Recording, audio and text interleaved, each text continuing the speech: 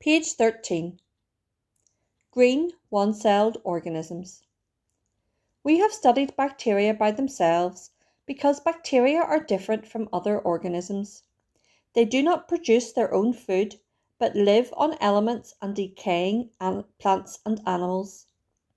There are other one-celled organisms, however, that do produce their own food. They have the green colour, which is characteristic of plants that make their own food. Most green, one-celled organisms live in water. They live in colonies in much the same way bacteria live. You have probably seen them without knowing what they are. Green, one-celled organisms form the algae you may have seen floating on a pond, or they might be growing as seaweed in the ocean. Algae and seaweed colonies attach themselves to rocks on the bottoms of lakes and oceans.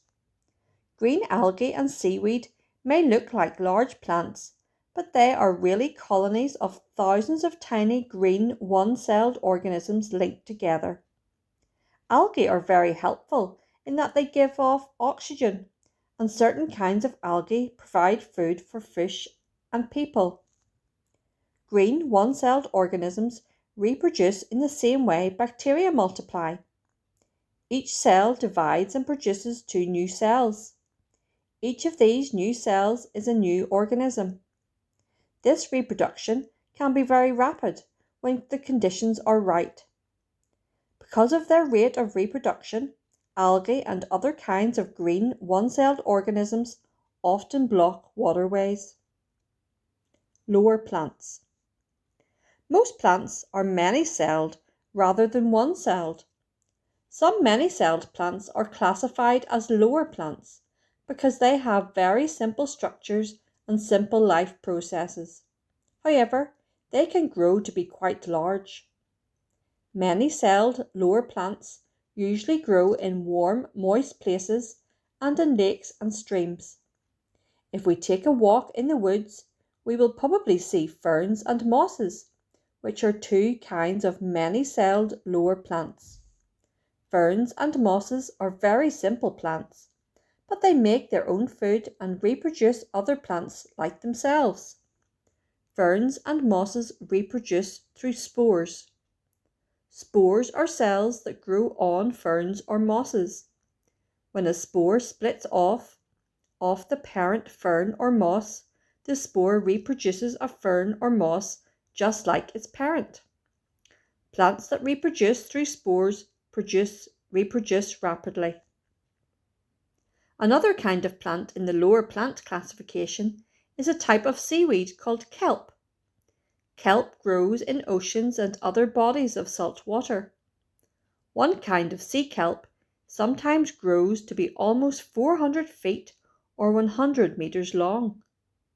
Kelp is already used as food in some countries and is being studied as a future food source for other countries. Kelp is simple to grow and is very plentiful. Page 18. Higher plants. Higher plants are much more complex than lower plants. Higher plants usually have 4 parts: leaves, stems, roots, and flowers. These 4 parts have been labelled in the picture below. All 4 parts of a plant must work together in order for the plant to grow and reproduce. Believers will also work together in unity when they grow spiritually and bear fruit for the Lord. For we are labourers together with God. 1 Corinthians chapter 3, verse 9. Leaves.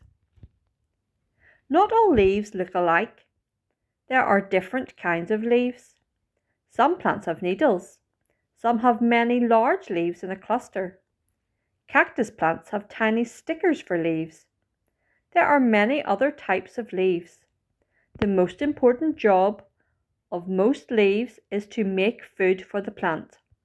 However, some leaves have other jobs to do. For example, cactus stickers serve to protect the plant, but they do not make food for the cactus. Other leaves shade the soil, helping it hold in moisture. Even though leaves have many different shapes and sizes, there are only two ways a leaf can grow on a stem. One leaf may grow by itself, or many leaves may grow in a cluster. The first type of leaf is called a simple leaf because only one leaf grows on the stem of the plant.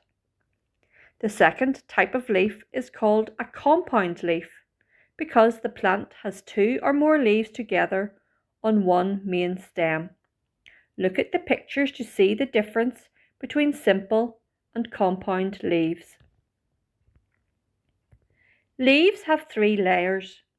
The top and bottom layers of the leaf are called the outer skin, or the epidermis.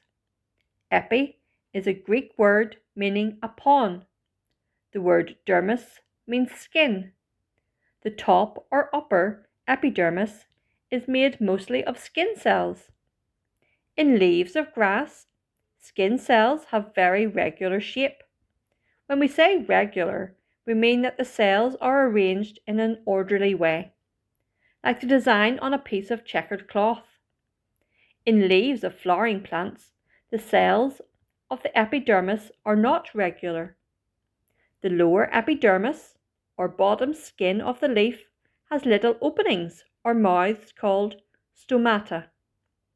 On each side of these stomata are guard cells. The guard cells open and close the stomata. Air is allowed to enter the leaf through the stomata. Usually the stomata open in the morning and close at night. The guard cells swell to open the stomata and become smaller to close them. Page 20. The middle layer of a leaf consists of cells that contain the material used to make food for the plant. These cells give the middle layer and the whole leaf its green appearance. The middle layer has two parts. The top part of the middle layer is made of long, narrow cells placed in regular rows next to each other. The cells of this top part of the middle layer are tall and look like long poles.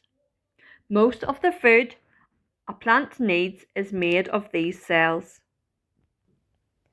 The bottom part of the middle layer consists of cells that can change shape. They are not arranged in a regular pattern like the layer of tall pole-shaped cells above them. They can be pressed together to take up less space. Leaf veins are also located in the bottom part of the middle layer. Leaf veins work very much like the veins in your body, except that leaf veins do not carry blood. Leaf veins carry food and water for the plant. Leaf veins are made up of two kinds of long tubes, or vein-like cells. One kind of long tube cell carries water from the stem to the food-making cells of the leaf. The other kind of tube cell carries food from the food-making cells to the stem. Study this illustration of a section of a leaf. It is much larger than a real leaf, and you can see the leaf parts clearly. Examine the leaves of a tree with a magnifying glass. Notice the large veins in the leaf. On the bottom of some leaves, you will be able to see the tiny openings, or stomata. Tear a leaf apart. Try to separate the epidermis from the rest of the leaf. Notice that the epidermis is not green.